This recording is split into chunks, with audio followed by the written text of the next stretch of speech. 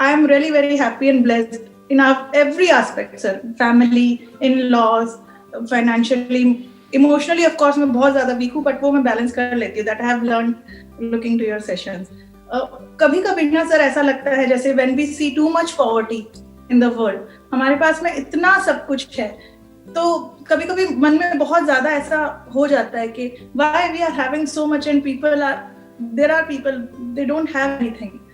तो वो उस वक्त ना मन एकदम बहुत भारी हो जाता है सर. तो उसमें किस तरह का हमको पॉजिटिव एनर्जी लानी चाहिए अपने आप में? आपने मेरे कोटेशन देखा होगा जो मेरी वेबसाइट पे भी लिखा हुआ है, यूट्यूब चैनल के भी हेडर पे लिखा हुआ है, if you have more than you need simply share it with those who need it the most.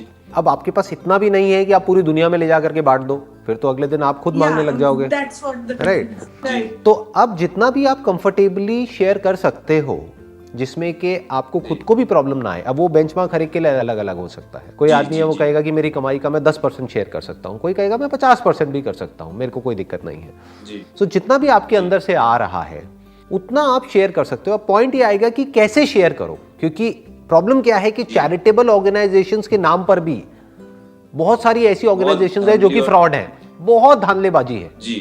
तो आपको नहीं पता कि वो पैसा एक्चुअल में सही जगह तक पहुंचेगा या फिर बीच में ही कहीं पर गायब हो जाएगा, वो पैसा गलत हाथों पे चला जाएगा. तो इसका बेस्ट ऑप्शन क्या है कि आप कुछ ऐसा करिए जिसमें कि आप सिर्फ पैसा मत दीजिए बल्कि अपना टाइम भी दीजिए, अपनी एनर्जी भी दीजिए. कुछ ऐसा करिए कि अपने आप को आप उस काम में इन्वॉल्व करिए, क्योंकि उसी में आपको एक्चुअल में सेटिस्फैक्शन मिलेगी अंदर से. एक्चुअल में किसी ऐसे इंसान को मानो कि बहुत ज़रूरत है.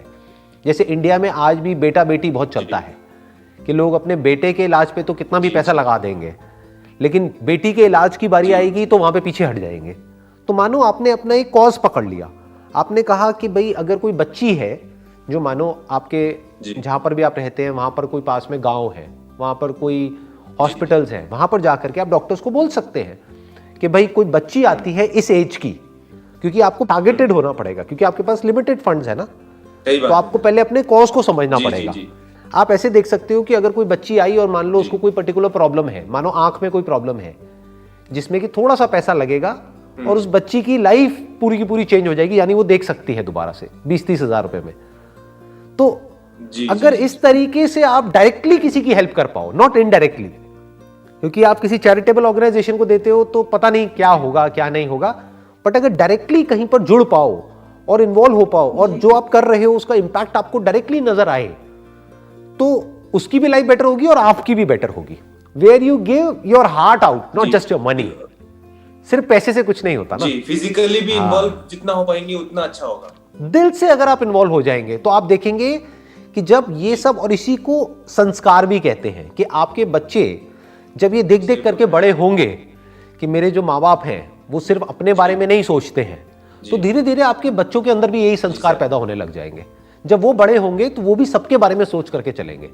बट अगर वो अपने घर में ऐसा माहौल देखेंगे कि ये तो सिर्फ अपने बारे में ही सोचते हैं, बच्चे बड़े समझदार होते हैं, वो सब देख रहे होते हैं, उनको सब समझ आ रहा होता है. क्योंकि प्रॉब्लम क्या होती है, हम बोलते बहुत कुछ है अपने बच्चों को लेकिन करते कुछ और है.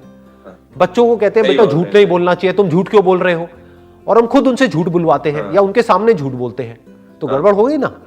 वो कहेंगे ये तो खुद झूठे हैं और हमें कह रहे हैं झूठ मत बोलो.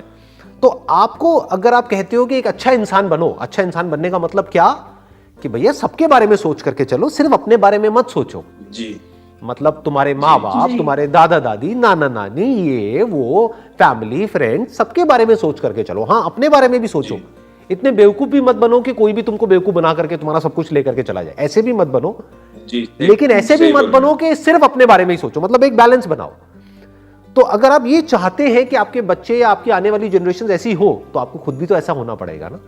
मैं आपको एक एग्जांपल भी देता हूं, आप अभी क्या कर सकते हैं. अभी जैसे सर्दियों का टाइम चल रहा है, तो अभी ठंड बहुत ज्यादा है, तो आप क्या कर सकते हैं, अपने बेटे के साथ में गाड़ी में अपना आराम से एक राउंड लगाने के लिए जाइए कहीं पर भी. शाम को गाड़ी में कुछ कंबल रख लीजिए, 20, 30, 50, 100 जितने आप रखना चाहते हैं, और उसके हाथ से लोगों को कंबल दिलवा दीजिए. एक बार आप ये सब चीजें करेंगे ना जब प्रैक्टिकली, तो आप देखेंगे आपके अंदर से भी जो चेंज आएगा और उसके अंदर भी जो चेंज आएगा और उसमें जो खुशी मिलेगी वो पैसे को दबा करके बैठने में जो खुशी मिलती है उसमें भी एक खुशी होती है, एक बड़ा सटल एक प्लेजर Exactly, होता वो नहीं है है। कि मेरे बैंक अकाउंट में इतना पैसा पड़ा हुआ है, Agree, sir. उससे लाख गुना बड़ी है सही इसमें बात। जो खुशी है।